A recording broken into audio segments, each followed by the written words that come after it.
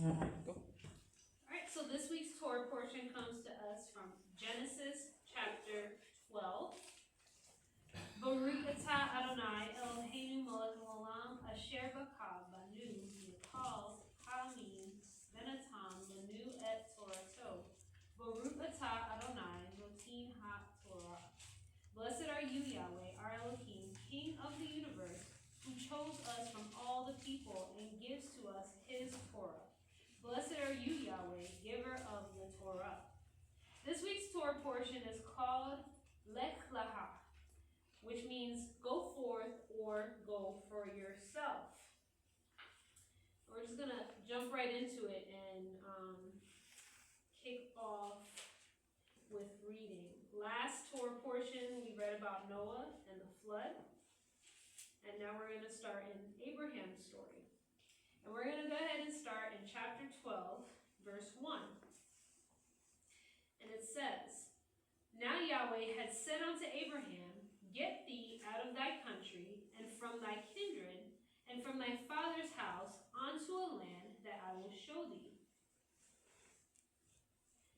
And I will make of thee a great nation, and I will bless thee, and make thy name great, and thou shalt be a blessing. And I will bless them that bless you, and curse them that curse thee. And in thee shall all families of the earth be blessed.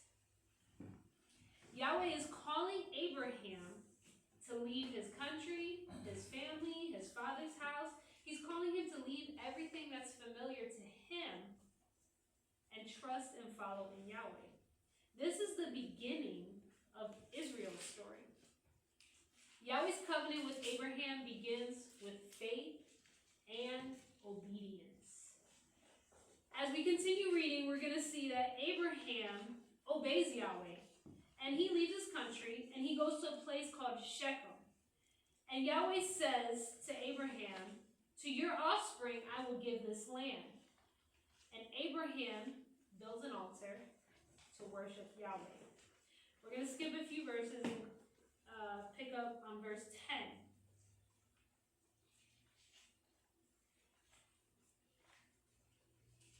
And there was a famine in the land, and Abraham went down into Egypt to sojourn there, for the famine was grievous in the land.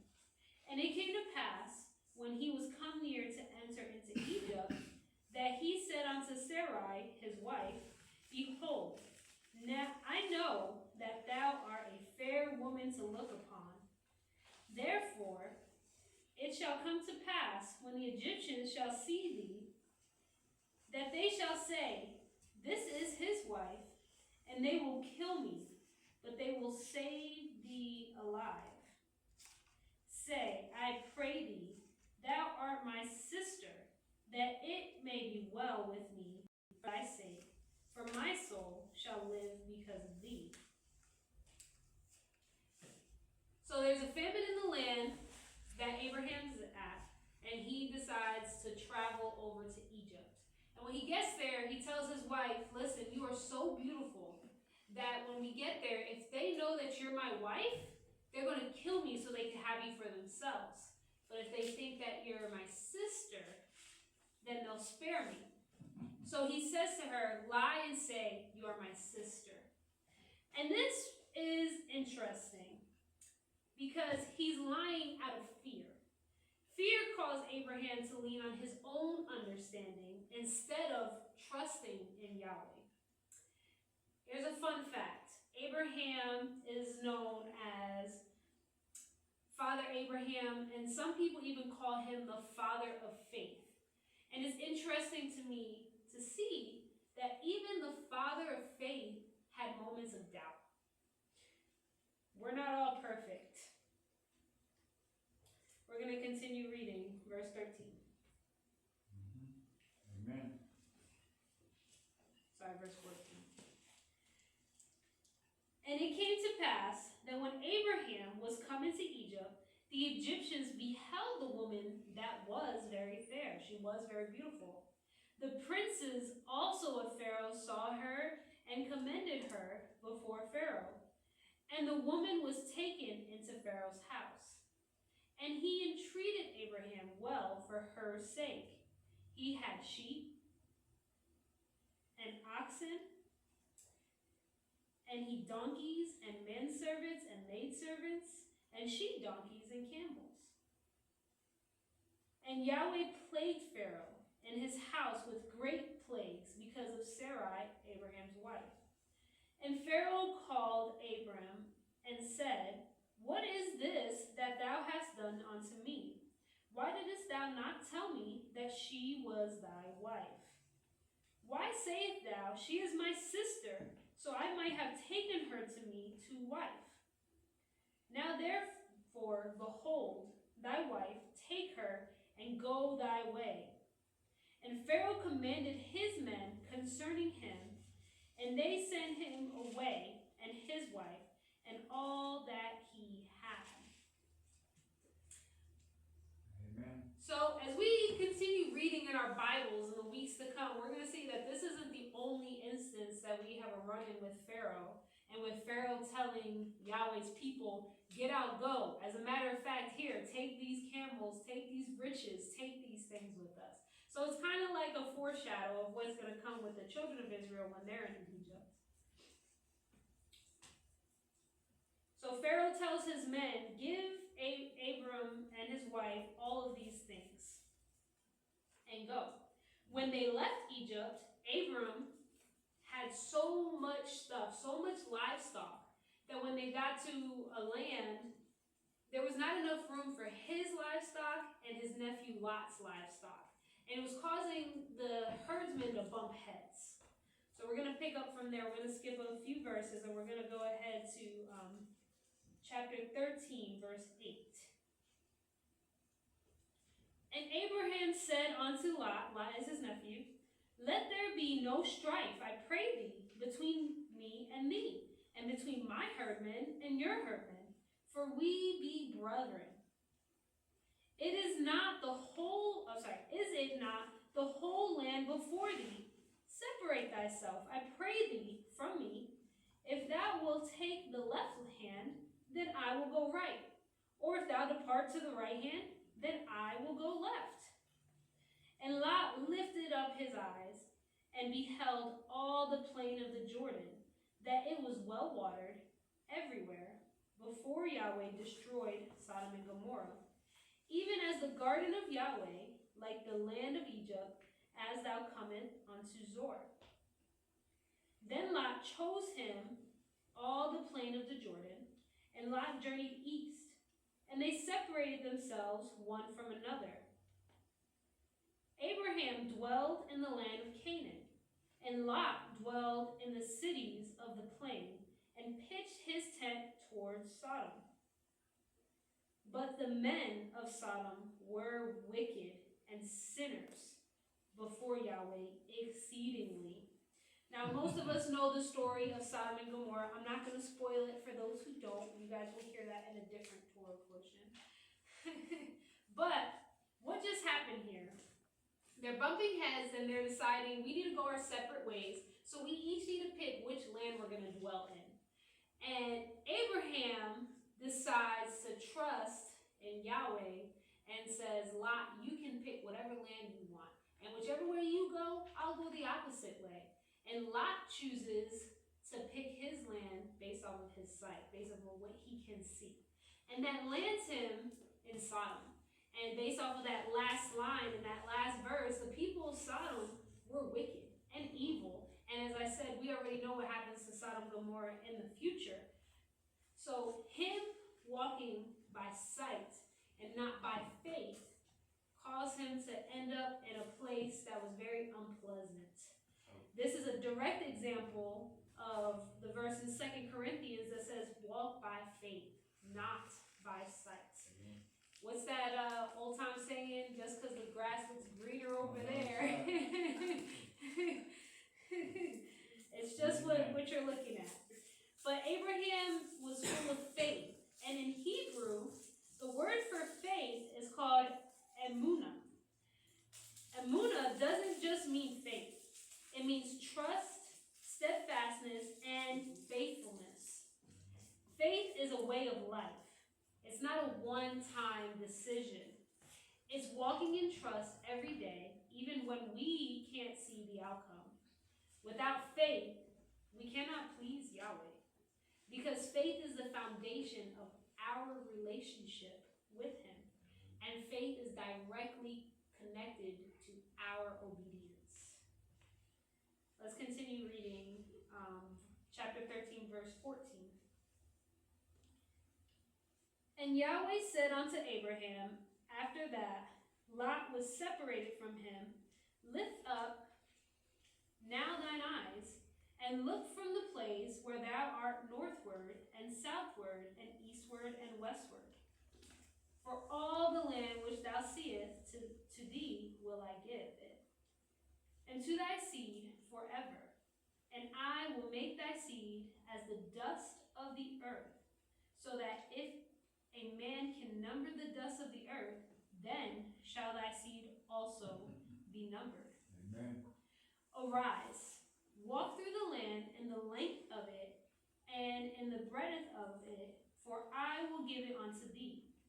Then Abraham removed his tent, and came and dwelt in the plain of Mamre, which is in Hebron, and built there an altar unto Yahweh.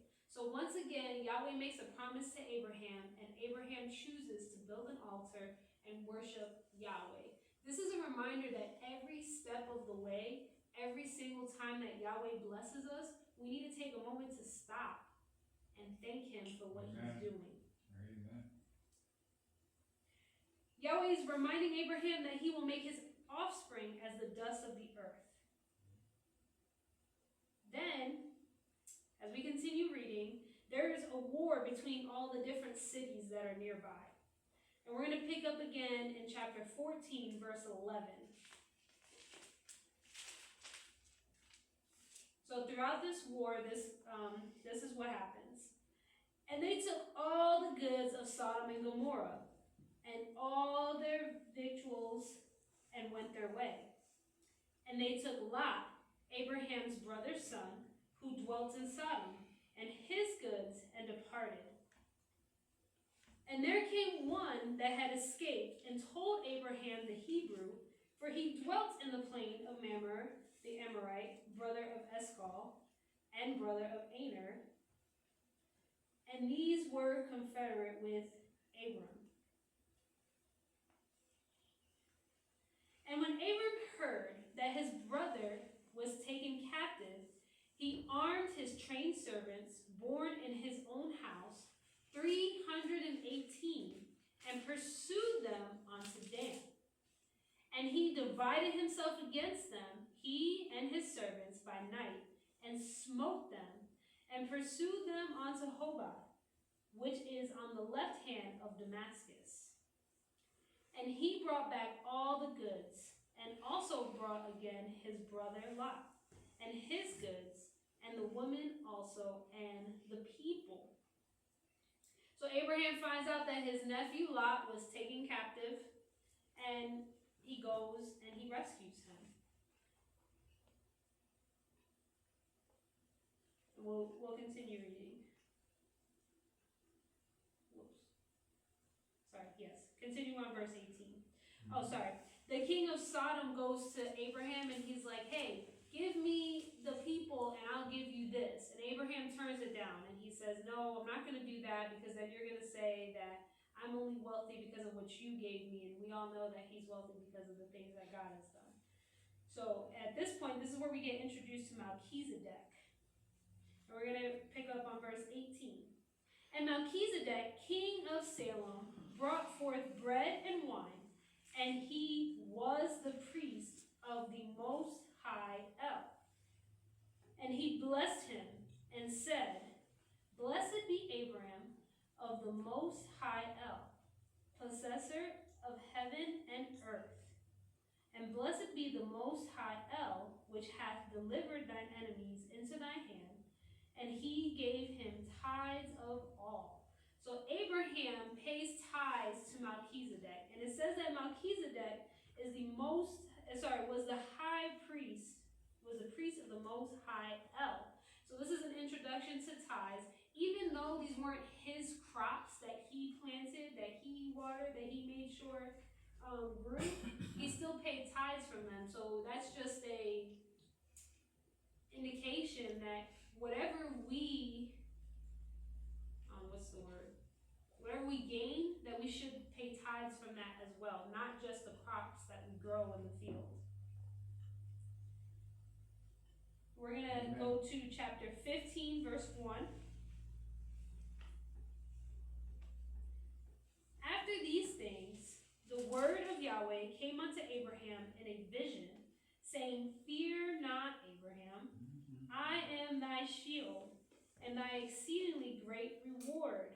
Yahweh says this so many times throughout the Bible, fear not, do not be afraid, I am your shield. This is a reminder that we don't need to lean on our own strength.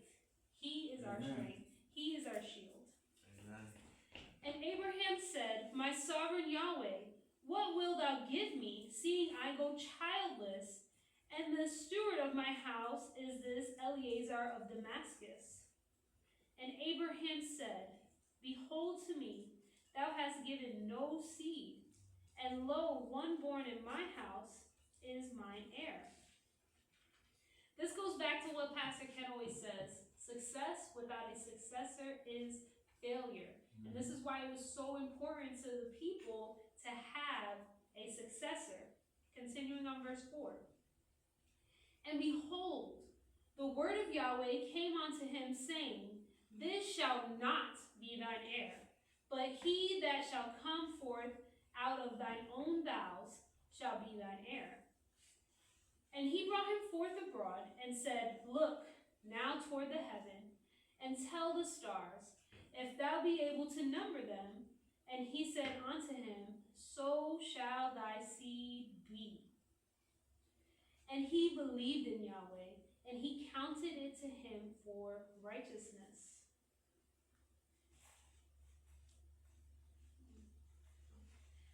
And he said unto him, I am Yahweh that brought thee out of Ur of the Chaldees, and give thee this land to inherit it. And he said, My sovereign Yahweh, whereby shall I know that I shall inherit it? And he said unto him, Take me a heifer of 3 years old, and a she-goat of 3 years old, and a ram of 3 years old, and a turtle dove, and a young pigeon. And he took unto him all these, and divided them in the midst, and laid each piece one against another, but the birds divided he not. And when the fowls came down upon the carcasses, Abram drove them away. So when I read this, I said, wow, that's kind of weird. What are they doing? So I looked it up. And this is something that's called the covenant of pieces. When a covenant was made, two parties would step between divided animal parts as a sign of their intended faithfulness to the promises made. If either party violated the covenant, they were agreeing their cursed fate would be the same as the slain animals. And we'll continue in verse 12. And when the sun was going down, a deep sleep fell upon Abram, and lo, a horror of great darkness fell upon him. And he said unto Abram, Know of a surety that thy seed shall be a stranger in the land that is not theirs, and shall serve them, and they shall afflict them 400 years.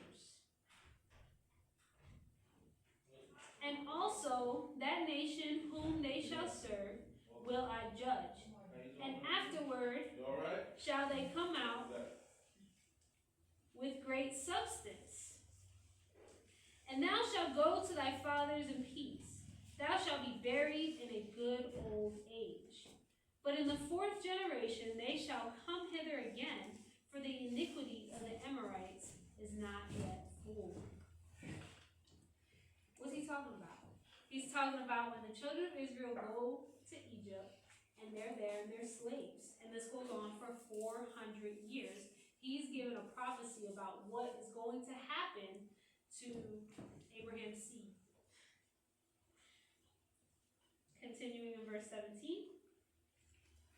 And it came to pass that when the sun went down, and it was dark, behold, a smoking furnace and a burning lamp that passed between those pieces. In the same day, Yahweh made a covenant with Abram, saying, Unto thy seed have I given this land, from the river of Egypt unto the great river, the river Euphrates. The smoking fire pot and flaming torch symbolizes the presence of Yahweh. Later on, as we go through our Torah portions, we'll see when the children of Israel are in the wilderness, Yahweh went before them as a pillar of fire. So that's just a symbol for Yahweh walking through the pieces. Abram went to sleep. So Yahweh alone walked through those pieces. He made the covenant by himself. And that meant that he was accepting the fate of the covenant being broken. He was taking all of that upon himself.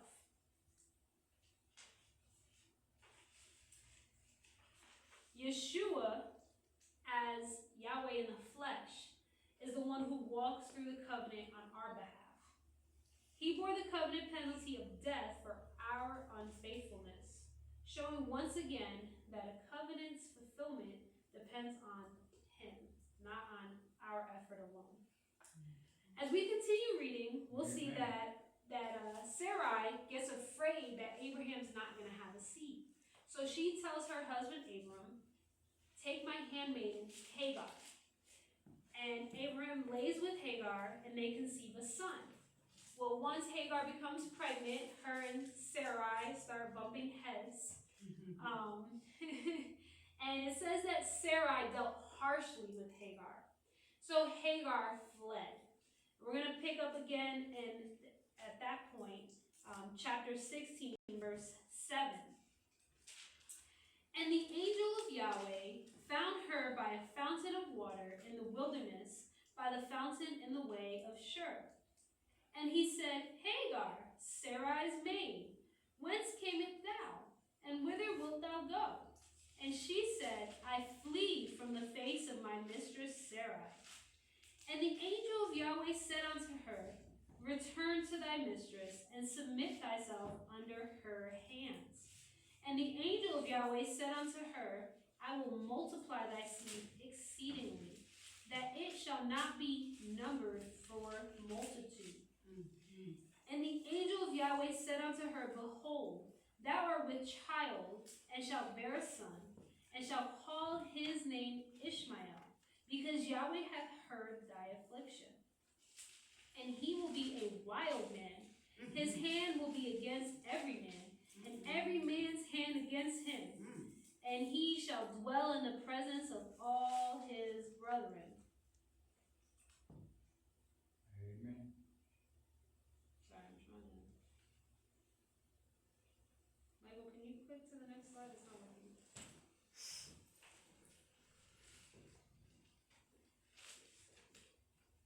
Is it dead? No.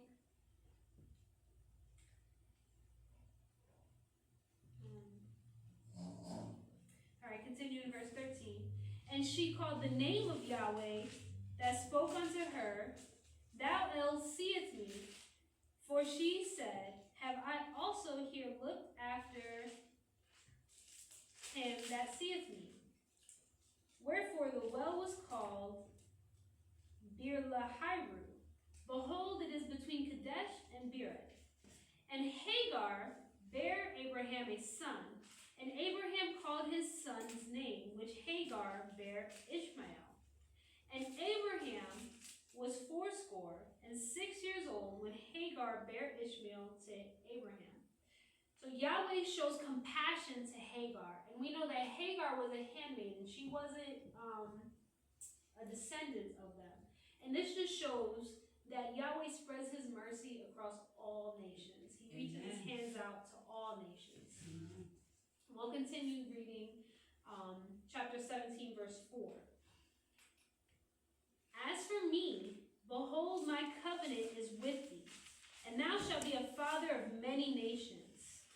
Neither shall thy name any more be called Abram, but thy name shall be called Abraham, for a father of many nations have I made thee. And I will make thee exceedingly fruitful, and I will make nations of thee, and kings shall come out of thee. And I will establish my covenant between me and thee, and thy seed after thee in their generations for an everlasting covenant, to be an Elohim unto thee, and to thy seed after thee. And I will give unto thee, and to thy seed after thee, the land wherein thou art a stranger, all of the land of Canaan, for an everlasting possession, and I will be their Elohim.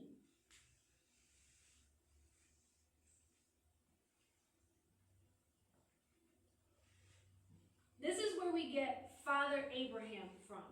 Yahweh gives Abraham a new name, and even to this day, we still call him Father Abraham.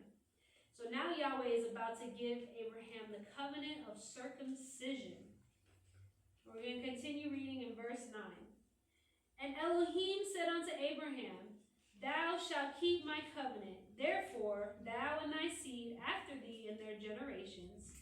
This is my covenant, which ye shall keep between me and you, and thy seed after thee. Every man-child among you shall be circumcised, and ye shall circumcise the flesh of your foreskin, and it shall be a token of the covenant betwixt me and you. And he that is 8 days old shall be circumcised among you, every man-child in your generations, he that is born in the house, or bought with money of any stranger which is not of thy seed. He that is born in thy house, and he that is bought with thy money, must needs be circumcised. And my covenant shall be in your flesh for an everlasting covenant. And the uncircumcised man-child, whose flesh of his foreskin is not circumcised, that soul shall be cut off from his people. He hath broken my covenant. Circumcision is the outward sign of an inward covenant. It's a physical sign pointing to the spiritual circumcision of the heart. We'll continue reading verse 15. And Elohim said unto Abraham, As for Sarai, thy wife, thou shalt not call her name Sarai, but Sarah shall her name be. And I will bless her, and give thee a son also of her. I will bless her, and she shall be a mother of nations. Kings of people shall be of her. In Hebrew, the name Sarai means my princess. The name Sarah means princess. By Yahweh changing her name from my princess to princess, he's indicating a title of honor and destiny, not limited to just Abraham, but as a mother of nations. Amen. Yahweh specifically blesses Sarah and not Hagar as the vessel of the covenant promise. Through her, Yahweh's Yahweh's redemptive line would continue all the way to the birth of Yeshua. Remember, Sarah was barren. She was, I believe he said 90. So she was unable to have children. Isaac's conception would be a miracle, just like Yeshua's conception was a miracle. We'll continue, verse 17. Then Abraham fell upon his face and laughed, and said in his heart, Shall a child be born unto him that is 100 years old? And shall Sarah that is 90 years old bear? And Abraham said unto Elohim, Oh, that Ishmael might live before thee. And Elohim said, Sarah thy wife shall bear thee a son indeed, and thou shalt call his name Isaac. And I will establish my covenant with him for an everlasting covenant, and with his seed after him. He says, oh, that Ishmael lives before thee, because he still cares about Ishmael. He still loves Ishmael. Ishmael is still his son. So he's still desiring for Yahweh to bless his son. But Yahweh had a specific covenant line that would carry out the promise of salvation. And Ishmael was not the one that was promised to carry that line out. It was Isaac. Now the name Isaac, or Yitzhak, in Hebrew, means he will laugh. The very name of the promised child carries both Abraham's reaction and Yahweh's joy in performing the impossible. Isaac's promised birth is a type and shadow of Yeshua's birth. Both were announced beforehand. Both involved miraculous circumstances, and both were heirs to an everlasting covenant. Let's continue reading on verse 20. And as for Ishmael, I have heard thee. Behold, I have blessed him, and will make him fruitful, and will multiply him exceedingly. 12 princes shall he beget, and I will make him a great nation. But my covenant will I establish with Isaac, which Sarah shall bear unto thee this set time in the next year. Yahweh blesses Abraham by blessing Ishmael. Then he says, this time next year, Sarah's going to bear you a son. And this is a reminder that we need to trust in Yahweh's timing, because his timing is perfect. We need to wait for the blessings that he promises us versus trying to go out and get our own blessing. Amen. Amen. In closing, we must remember that faith requires movement. We must be willing to go where Yahweh leads, even without full understanding. We have to remember that Yahweh's promises never fail. Delay is not denial. Blessings will come at their appointed time. Even when we fail, Yahweh's faithfulness endures. We need to remember to walk blamelessly. Covenant relationship calls us to holiness, not perfection, but faithful obedience.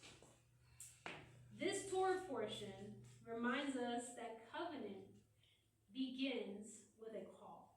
It begins with us being called to do something.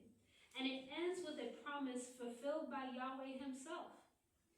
And with every step of obedience, just like in the story of Abraham, Yahweh reveals more and more of his covenant promises. Like Abraham, we're called not to understand. It's not our job to understand why Yahweh does what he does and how he does it. We cannot understand everything. So we're called to trust and obey.